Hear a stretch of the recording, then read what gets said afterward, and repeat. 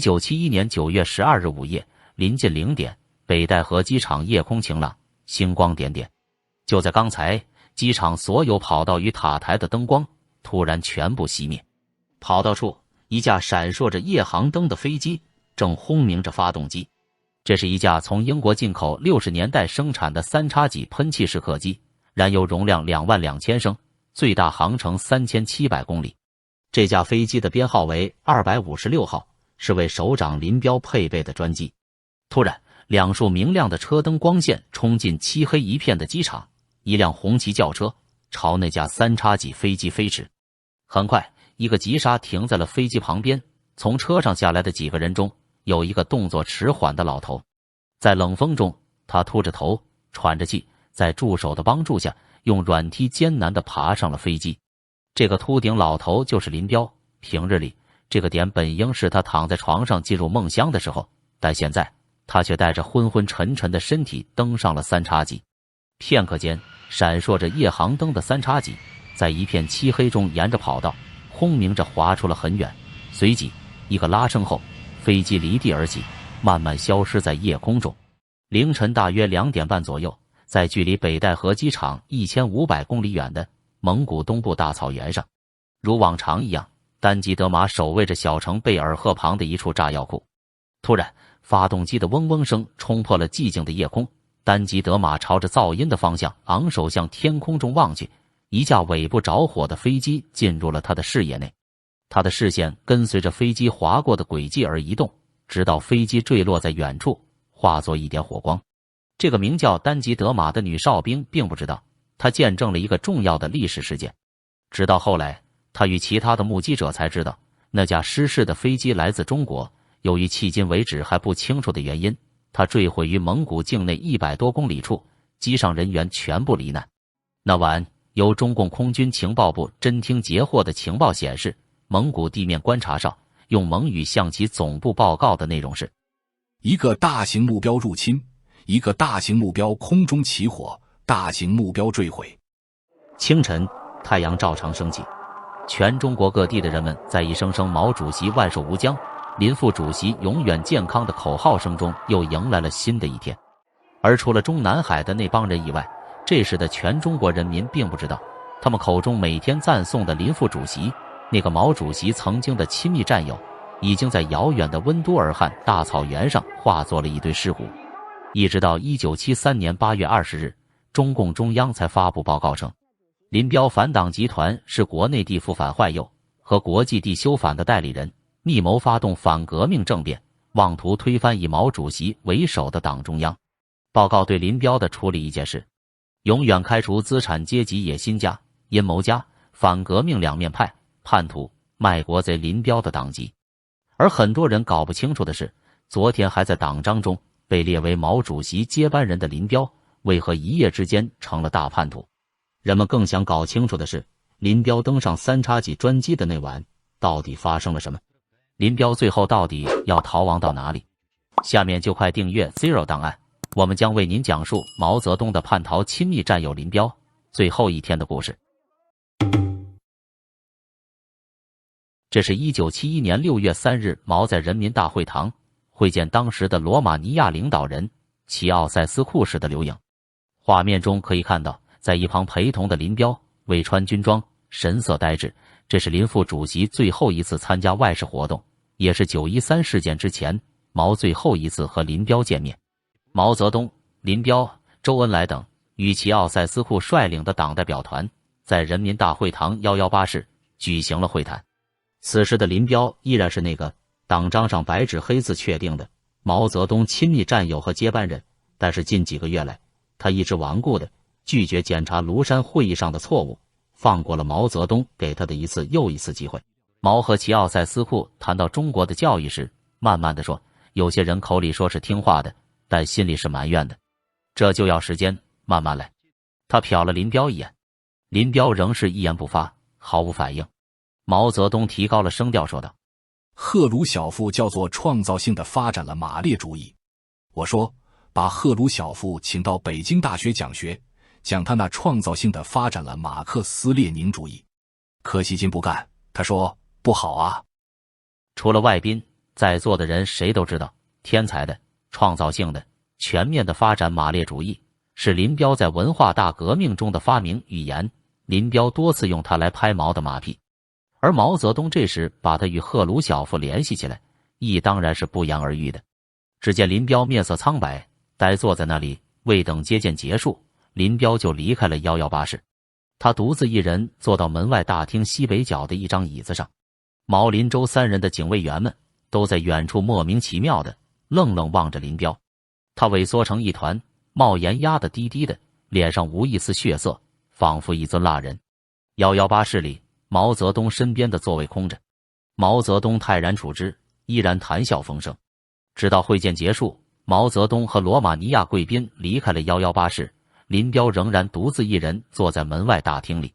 此时的他在想什么，永远是一个谜。在新华社的报道中，中国主席上一次公开露面是5·1时在天安门城楼上，他同流亡的柬埔寨政府首脑西哈努克亲王谈了话。而那次的报道图片中甚至都没有林彪的一张正面照片，这是为什么呢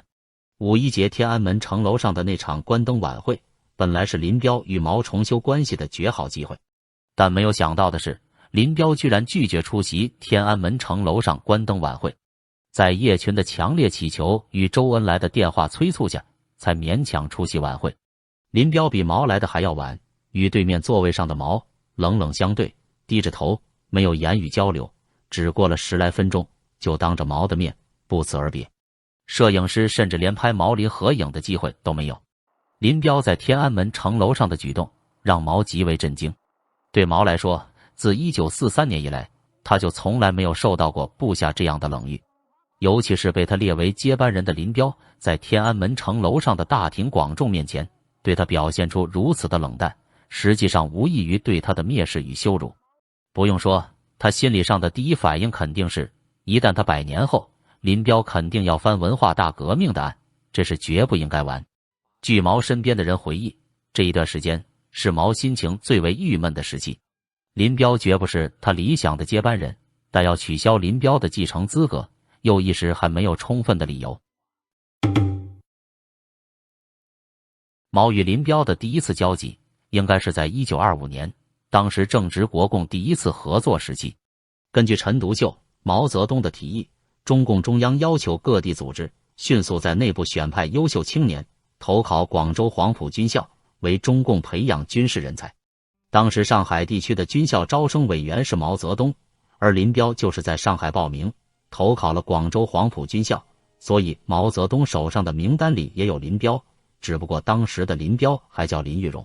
林玉荣于1907年出生于湖北黄冈回龙山镇林家大湾村，与后来的名字林彪相比，林玉荣这个名字似乎与他的少年时期秀气的长相和阴柔的性格更贴切。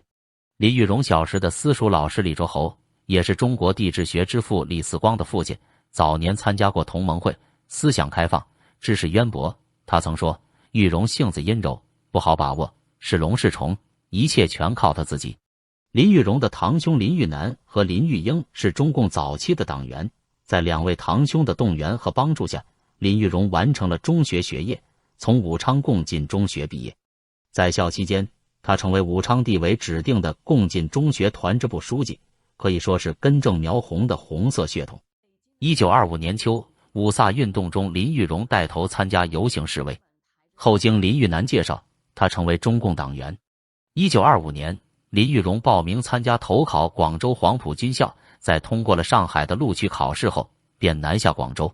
林玉荣是在即将进入黄埔军校时，才把自己原先秀气的名字改成了林彪。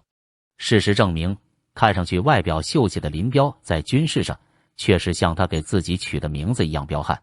1926年10月4日，学习不满1年的黄埔4期学生提前毕业，林彪被补充进国民革命军，参加第2次北伐战争。1926年12月，林彪被教官聂荣臻分派到第4军叶挺独立团2营7连任见习排长，后升任排长。1927年4月，蒋介石宣布清党后，林彪依然选择跟随中共。8月1日，中共在南昌发动武装起义，在随后的战斗中，林彪表现出了勇猛与谋略，展现出了卓越的军事才能。靠着一次次出色的战斗，在朱毛井冈山会师之后，林彪已经从最开始的一个小排长被朱德提拔为营长。也正是在朱毛会师后，林彪第一次见到了毛泽东。毛泽东和朱德会师时，朱德和陈毅陪同毛一起去见到部队。远远见一支部队正坐在路边休息，有一个娃娃一样的军人站在那里给部队讲话。这个土匪，那个军阀，只要有枪就有快天下，我们红军也有枪，红军也能做天下。毛泽东听了，觉得这话很对自己胃口，过了一会儿问这个人是谁。陈毅答道，他叫林彪，是个连长。次日，毛让林给井冈山红军做红军能够做天下的报告。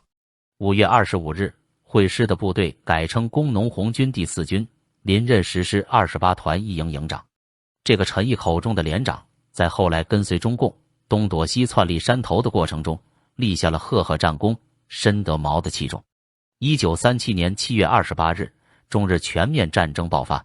8月25日，国共第2次合作，此时的林彪已任师长。整个国共合作抗日期间，毛奉行的就是躲在山沟里保存实力，消耗国军的军力，为日后与国军打内战做准备。1937年9月，在与国军合作的平型关战役期间，林彪预判日军进军路线及视察相关地形后，决定不采纳毛泽东的五封予以阻止电报意见，以将在外军令有所不受为有回拒，其设下埋伏后放过日军的先头部队。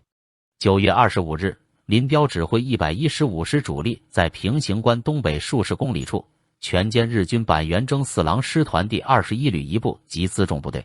115师余部阻碍了日军在2个方向上的增援部队，其中独立团在腰战战斗中击退了第9旅团一个连队，并对其追击，合共歼灭日军1000余人。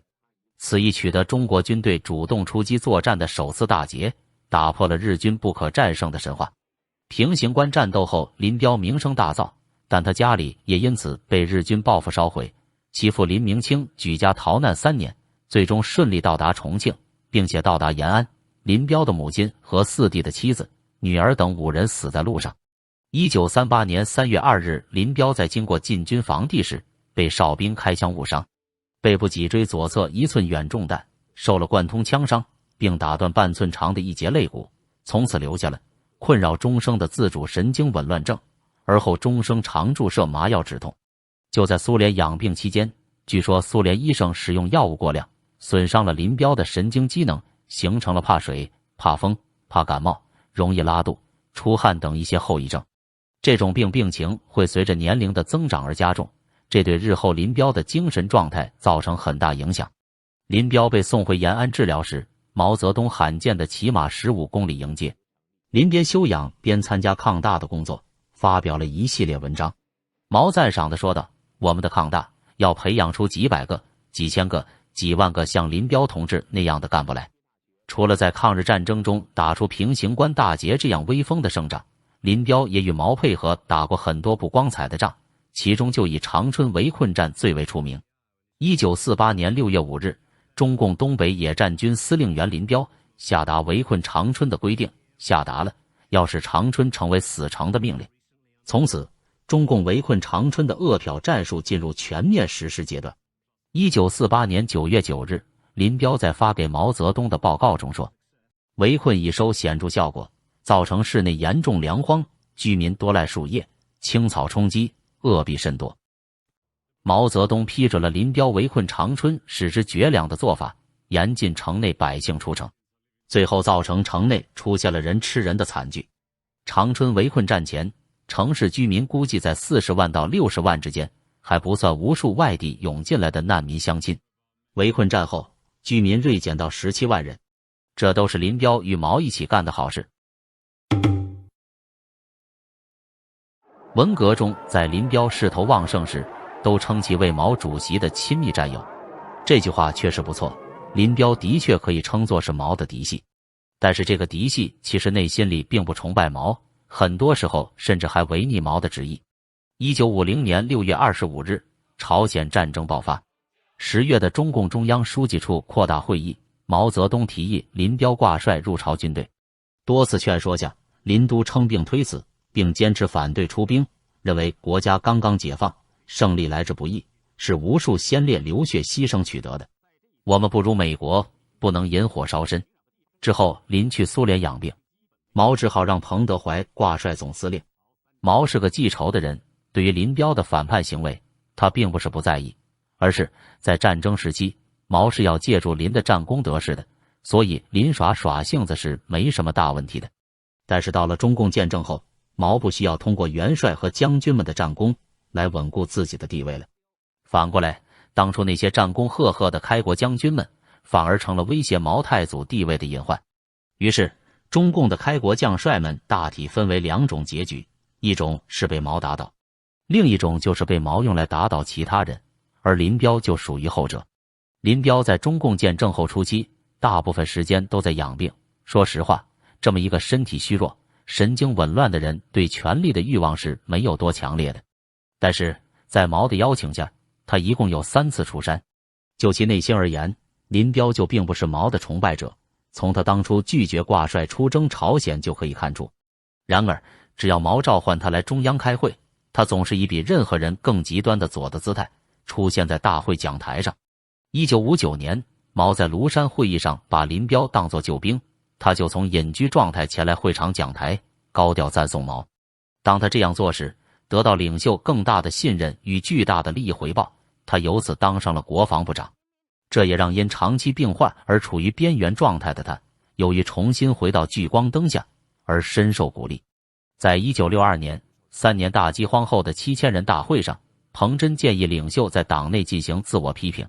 在彭真的要求下，毛太祖在大会上为3年大饥荒承担了自己的责任。在此关键时刻，毛再次请林彪出来救驾。林彪用比在庐山会议上更高的调子赞颂领袖的丰功伟绩与伟大英明。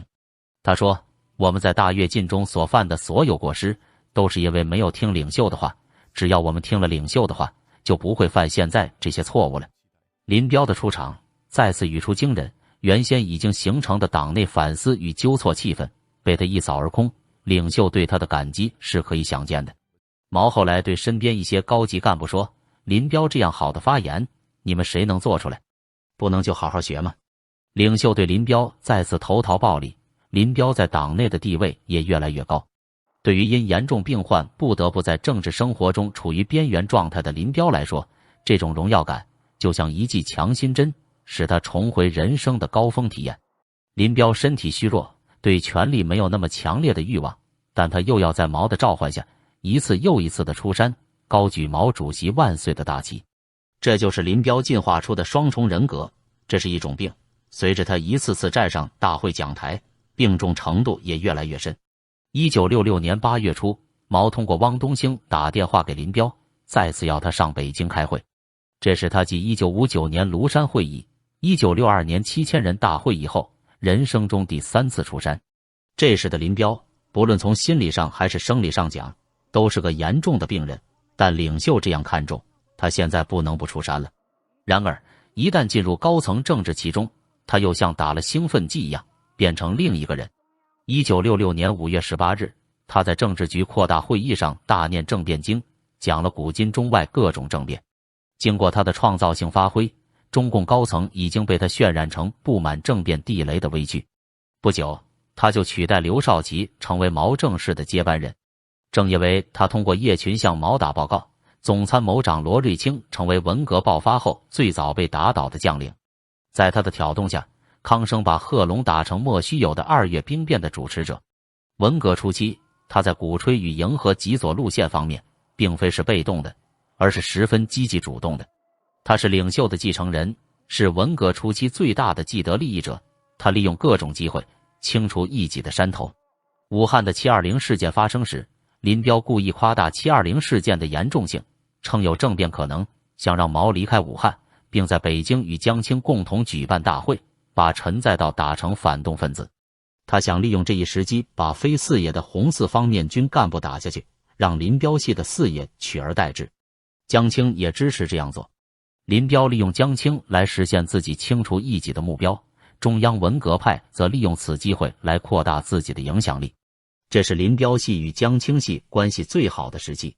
他声嘶力竭地称颂领袖的伟大，他深知领袖很喜欢听这样的话，领袖当时也自认为这样的个人崇拜对实现他的伟大革命目标是必要的，是革命政治的需要。处于病痛退隐状态的林彪，对处于巨大权力光环下的老部下，确实也有心理上的妒意。例如，林彪不喜欢位高权重的罗瑞卿，他让叶群代表自己向领袖告了几个小时的状。毛让罗长子下台，这固然出于对罗瑞卿与刘少奇的关系有疑虑，但也可以看作是毛对林彪要除掉罗瑞卿的要求的满足。于是就形成这样的恶性循环：林彪说假话是为了更大的好处，林彪得到好处的同时，也就必须进一步迎合领袖左的政策方针，于是陷得更深。领袖犯的错误与过失越大，干部中怨言越强烈，领袖对林彪的极左高调发言也就越感到需要。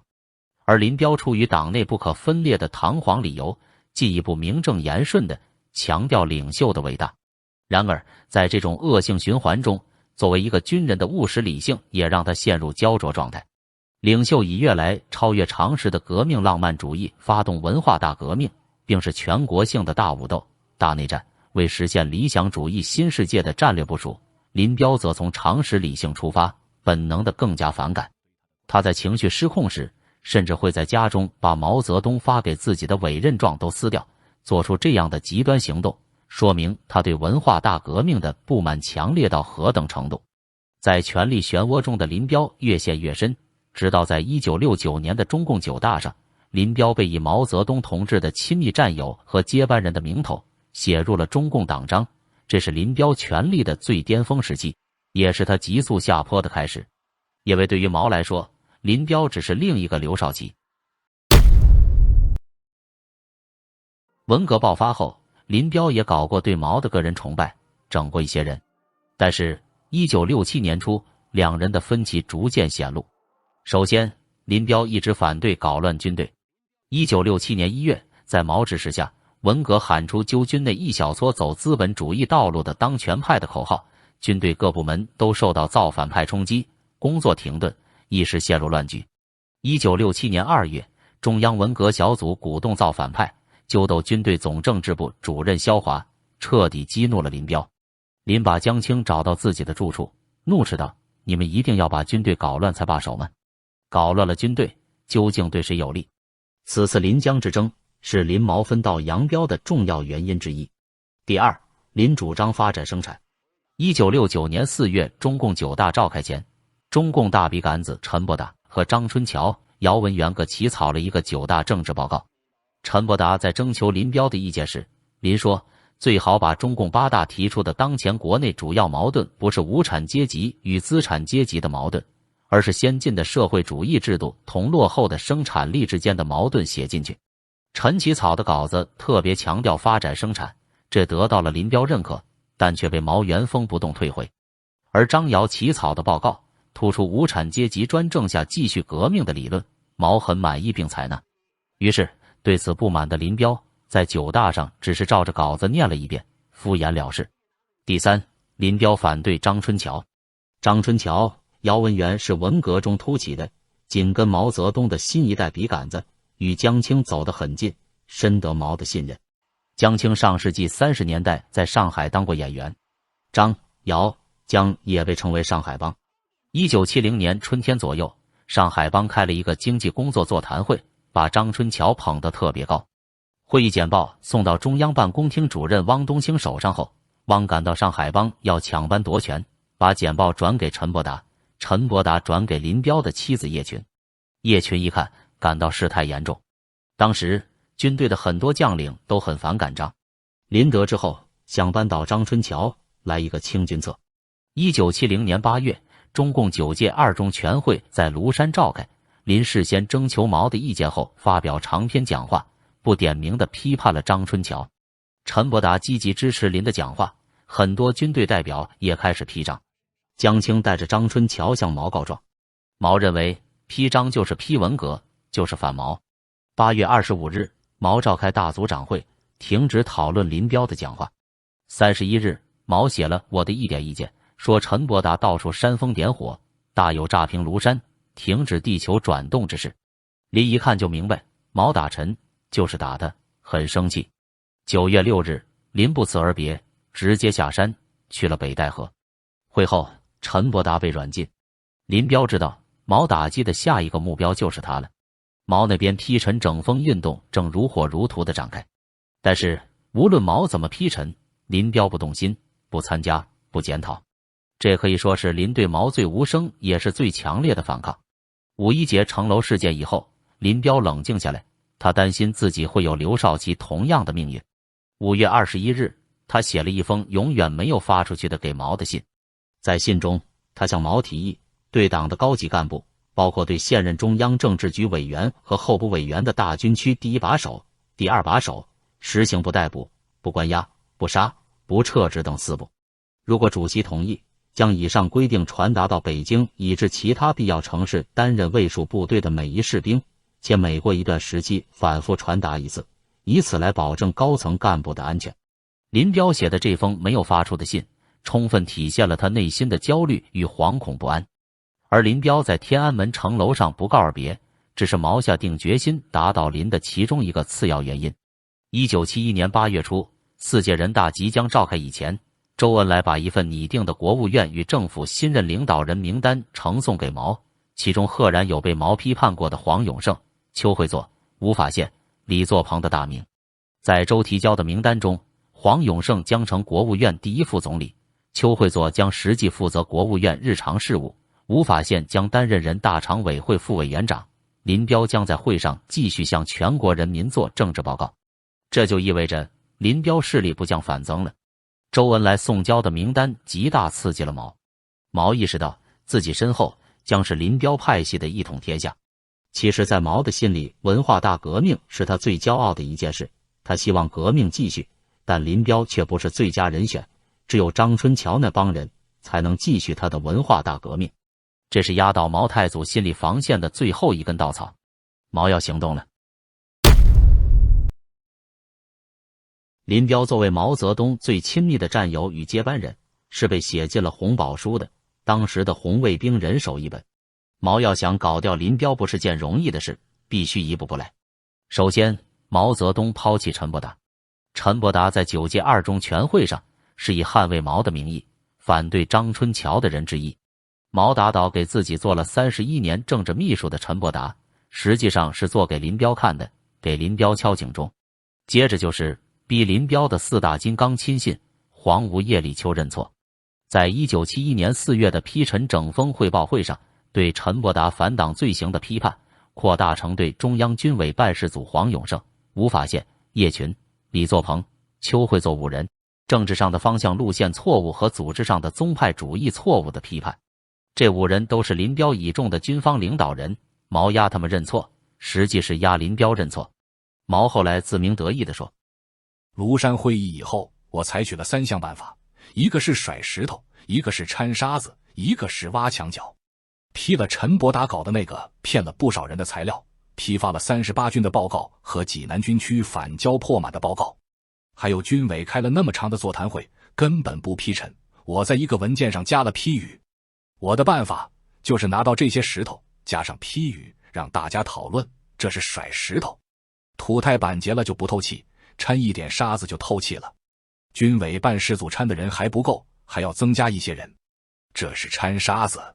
改组北京军区，这叫挖墙脚。毛的这些做法意在削弱林的军事指挥权。林因为有病，长期当甩手掌柜，本来就不练拳。毛的这些做法皆出于毛的疑心，只能让林彪倍感压抑。不仅如此，毛还拒绝与林彪见面。林彪曾找过毛很多次，但就是见不上。后来没办法，又找到他最讨厌的江青，因为想通过江青去见毛，但最终还是没见到。最后，毛才使出最后绝招，在1971年8至9月间，毛南巡28天，约见各地党政军高官，讲话13次，给地方党政军高官打招呼。毛说，有人看到我年纪老了，快要上天了，他们急于想当主席，要分裂党，急于夺权。这次庐山会议是2个司令部的斗争。林彪那个讲话没有同我商量，也没有给我看，犯了大的原则的错误，犯了路线方向错误。庐山这件事还没有完。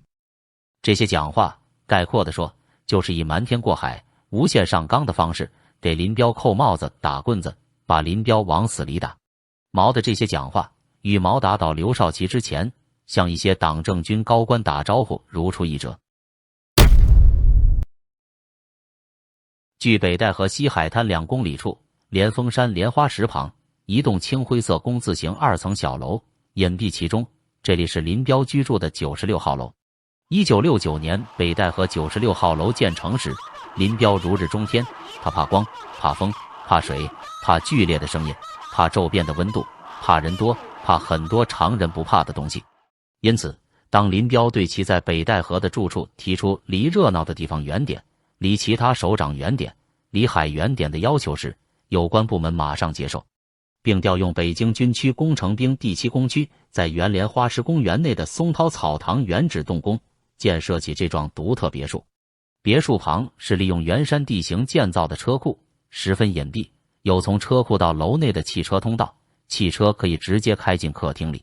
1971年9月12日晚8点左右，为了庆祝林豆豆订婚，林彪96号楼的走廊里正在播放着香港爱情电影《甜甜蜜蜜》。同一时间，一架身份不明的飞机降落在山海关机场。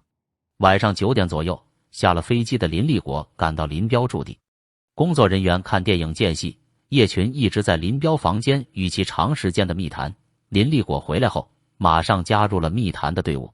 其实，就在几天前的9月6日，周宇驰就带着毛巡视南方，接见湖南、广东、广西等地党政军领导干部，批评林彪的讲话材料，来到北戴河，见了林彪、叶群、林立国。那时的林彪就已经知道毛要开始将火力对准自己了。林豆豆逼着内勤公务员张恒昌、陈占照去门外偷听。张恒昌来报告说，他隐约听到叶群说，就是到香港也行嘛。还有林立国说的，到这时候你还不把黄屋李秋都交给我。林豆豆见形势紧急，马上找来李文普和刘继纯商量，并向当时在北戴河保卫林彪的8341部队的副团长张红和2大队的队长江作寿报告。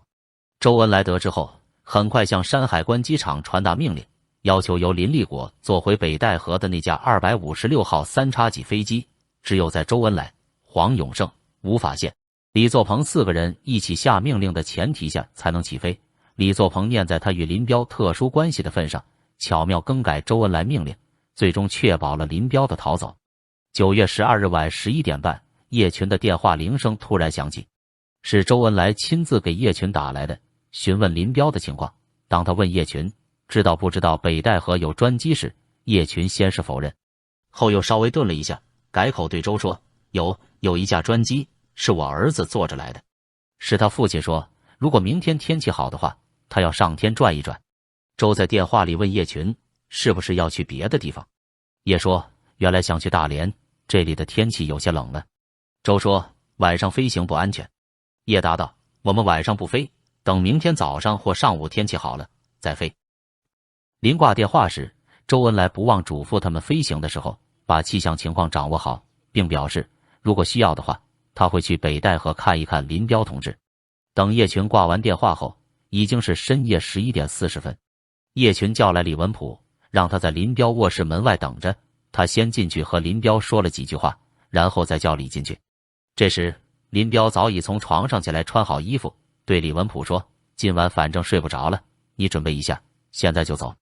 当晚96号楼许多人在场目睹，当红旗防弹专车开到后，林彪、叶群、林立国先后上了汽车。按照平时出车的惯例，林彪的警卫秘书李文普坐在前座上，后边是林立国、刘佩峰、叶群、林彪。此时8341部队江作寿大队长接到北京指示，宣布警卫部队进入战备状态，要拦住林彪的汽车，不让他们离开北戴河。因96号楼位于半山坡上，只有一条向南的马路，要往下走的话，林彪的车会经过林豆豆的57号楼和林立国的56号楼，再往下就是8341部队的58号楼。而在马路中部的东西两侧，又分别是55号和56号等楼群，是警卫部队的住处。所以江作寿规定，在55号和56号楼之间设一个分队，顺马路向南200多米处再设一个分队。队员横排在大道上，分别形成了2道人墙式的卡哨，以便拦截林彪的车辆，阻止其外出。其他警卫战士全部在楼房内，房内熄灯，但不脱衣、不睡觉，进入战备状态，随时准备战斗。林彪的红旗车一启动没多久，就快速驶上向南的大道。这时，不知哪里的警卫战士连声喊叫起来：“车下来了，快拦住！”这时，叶群在车内对司机杨振刚下了命令。他说：“8341部队背叛了首长，要谋害首长，赶快冲过去！”于是，汽车不但不减速，反而不断地按喇叭并加大油门，直接向人墙冲去。汽车冲过第一道防线后，有人朝汽车开枪，想用击毙司机的手段达到拦住逃车的目的。可是这是防弹车，子弹根本打不进去。汽车又冲过第二道防线。当汽车开出70-80米后，吕学文的眼前出现了这样的画面：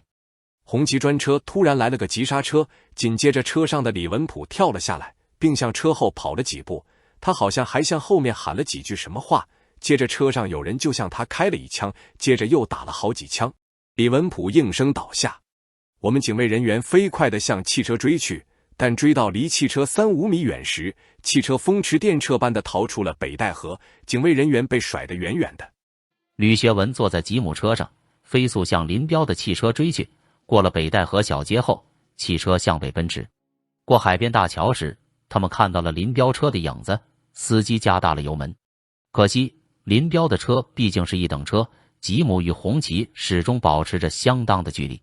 等到他们快追到山海关机场附近的铁道口时，铁路值班房已放下栏杆，横在南北的通道上，示意将有东西向的火车通过。吕学文的《我是林彪出逃的拦截者和追击者》一文中这样描述：林彪的车怕后面的车追上，凭着车身的特殊构造，一加油门，撞断栏杆，飞驰机场。当我们的车赶到铁道口时，一辆拉油罐的火车隆隆的由东向西开了过去。我们的汽车灯光前一片尘土，视线十分不清楚。这时我看了看手表，正好是13日的凌晨0点13分。当我们的车追到山海关机场时，林彪乘坐的3X飞机刚刚起飞。此时大约是0点30分左右。在离开北戴河96号楼2个多小时后，林彪、叶群、林立果执着地飞向天上，最终在温都尔汗的大草原上成了一堆碎片，再也没回来。在当时，所有人都非常疑惑，林彪到底要逃往何方？他又为什么会坠机身亡？而仅在事件发生的1个月之后，即1971年10月，在未进行现场实地勘查、未获取任何证据的情形下，中共便匆忙以中央文件的形式抛出了官方的权威解释，说林彪的死因是他们一行人从山海关军用机场仓促动身时，飞机的油料没有加满，升空后先向南飞了一段时间，然后才转往北边苏联的伊尔库茨克，绕了个大圈，导致航程增加，油料不足，被迫在蒙古北部紧急迫降。然而迫降时出现技术失败，导致机毁人亡。对于当时消息闭塞的中国人来说，虽然他们的心中充满了疑惑与怀疑，但也只能相信官方的说法。但是后人对于913事件的研究从来没有停止，历史学者于汝信克服重重障碍，锲而不舍地四处收集资料，努力钻研，经历半个多世纪的时间，写出了大量913事件历史研究的著作，被一众专家认为是最详实、最可靠的学术资料。可以这么说，经过包括于汝信本人在内的众多历史学家们的50多年的研究之后，913事件的历史谜团已经基本解开，事实的真相接近大白。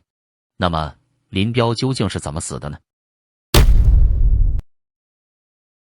就在中共官方发布其关于林彪坠机的权威解释后的1个多月，1971年11月20日，蒙古政府就发表了关于一架中华人民共和国飞机在蒙古人民共和国境内坠毁原因的调查报告。这份报告出自蒙苏两国专家在飞机坠毁现场的技术勘查结果，是一份技术性强、可信度高的报告。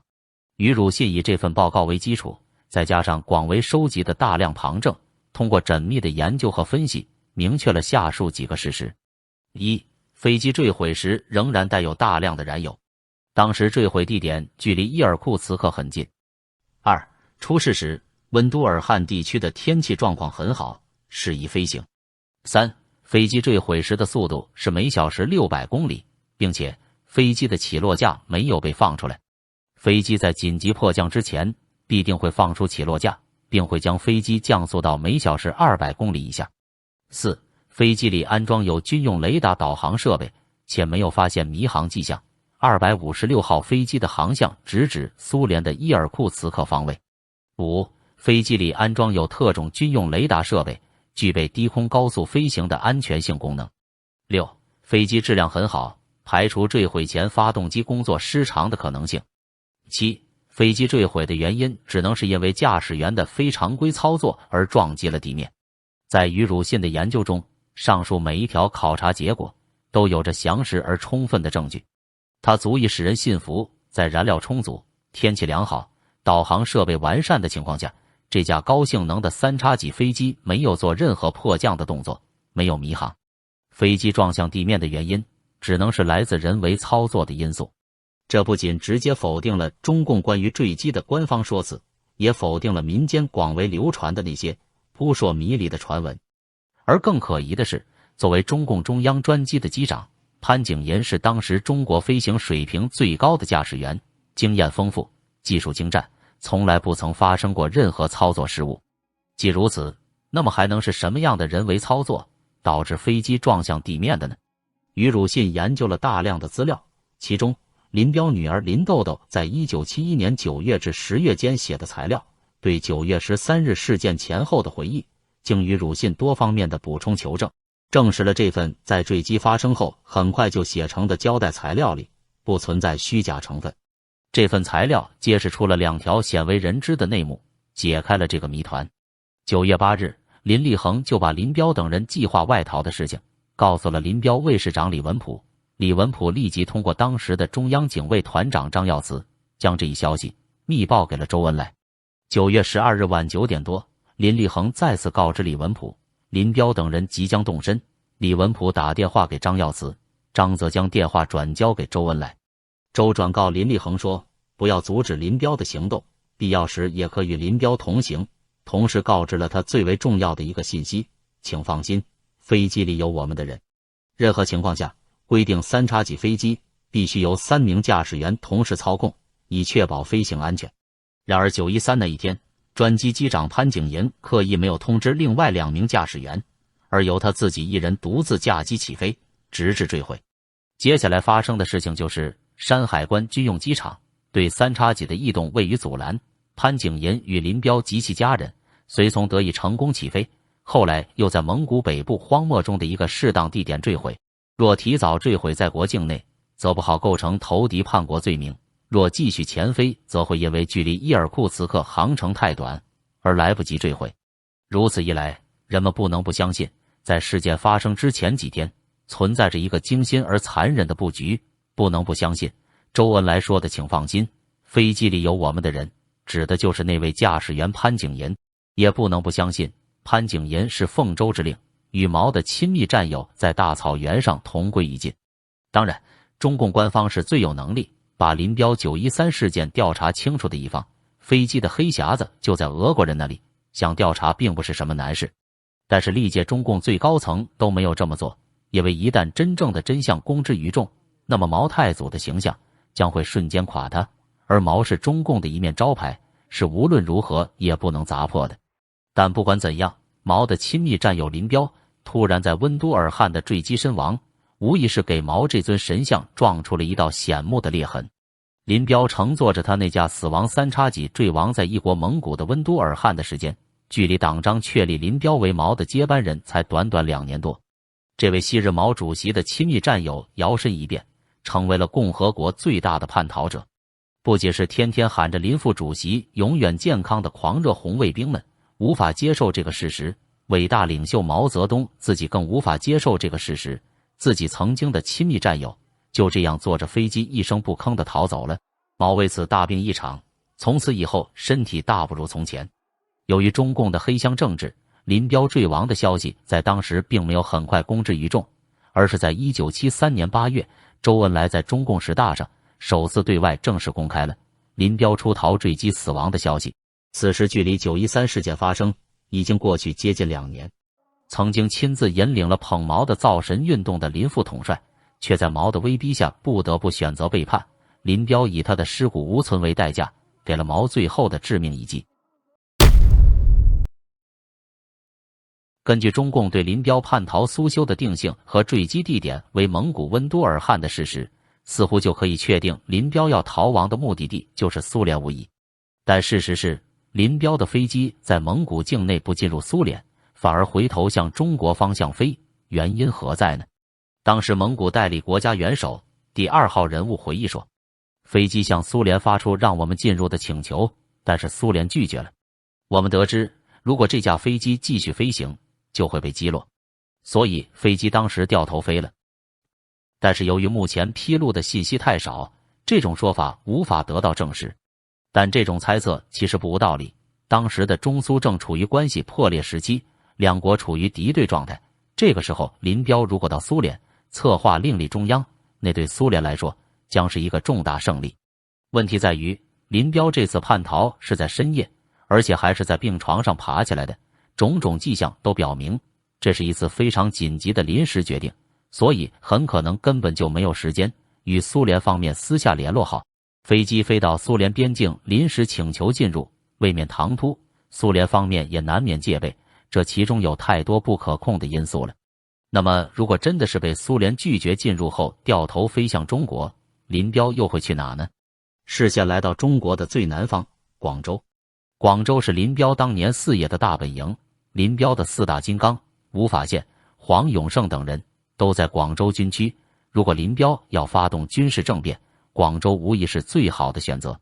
但是以当时全国上下对毛的狂热程度来说，军事政变能不能在4野军中发动起来，这一点还有待商榷。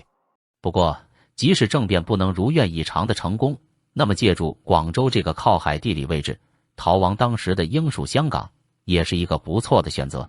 借助香港作为一个中转站，再另做打算，这是一条再好不过的后路了。有一个说法是，在1971年9月12日下午，林立果在空军学院将军楼说，到广州后叫李伟信到香港去，然后绕到日本到苏联，叫苏联从北极星潜艇上发射导弹，叫他们尝尝山姆大叔的滋味。林立果还在这时做了一个鬼脸，说反正是从公海发射，也弄不清是谁干的。虽然这个说法听起来也荒谬到不可思议，但至少说明了广州这个地理位置非常适合林彪发动叛变。那么最后的问题就是，假设苏联不愿意接纳林彪，林彪来到广州后又不能成功发动政变，来到了香港，那么接下来他最后的退路会是哪里呢？答案可能只有一个，那就是台湾。林彪如果能逃到台湾，那就像李宗仁从美国飞回大陆一样，对毛的中共绝对是重重的一击。据前苏联特工彼得·汉纳姆的调查，他在《解开林彪死亡之谜》一文披露，1966年11月，一名来自大陆的信使肖正义亲手把信交给住在香港的原后勤司令周友。肖告诉周，这封信是时任中共中央副主席的林彪和中共中央政治局常委陶铸写的。周友和林彪都是黄埔4期生，在校时睡同一张床的上下铺，两人关系甚好。周认得林的笔记，而且信中提到只有林周两人才知道的战场琐事，因此断定信是林彪亲笔所写。随后经过周转，信到了蒋介石手里。林彪的信只有2页，重点包括由于毛疑心重，他和陶的地位危险，并请求免除过去的罪责。经过周密讨论，蒋介石决定叫人回信给林彪，由张士奇转告周友要写的内容，并将回信转交给萧，而萧于1967年1月回大陆。之后，萧从上海又送了第2封信，表示林彪已经知道信的内容了，并且想法还和以前一样。第2封信发出后，从大陆来的消息就停止，但国民党仍然相信他们在北京最高层里有个盟友。文革动荡，林怕被打倒，但令人不解的是，1966年正是林彪和毛泽东的蜜月期，为什么他还要冒险写一封可能暴露的信？汉纳姆认为，可能的答案是权倾一时的陶铸被打倒，陶是林的盟友，他被打倒，让林明白在动荡的文化大革命中，没有谁的地位是稳固的。而且早在1966年初，毛就写信给他的妻子江青，怀疑林的忠诚。巧的是，这封信曾由周恩来转交给陶铸去复印，而陶一定会提醒林。台湾这边，当蒋介石得知林彪折戟沉沙，禁不住老泪纵横。蒋介石之所以悲怆泪涌，并非留恋自己与林彪当年在黄埔的师生之意，而是另有隐衷。早在林彪在文化大革命中出尽风头，成为永远健康的副统帅，成为毛泽东的法定接班人时，偏居台湾的蒋介石凭借他多年的政治斗争经验，在国民党一次中常会议上就直截了当地说：“我绝不相信林彪这个人会忠于毛泽东。”会后，蒋介石的秘书陶希圣问及此事，蒋介石说：“你查一查1942年的档案就知道了。1942年，林彪作为中共特使，毛泽东的私人代表，曾去重庆会见蒋介石。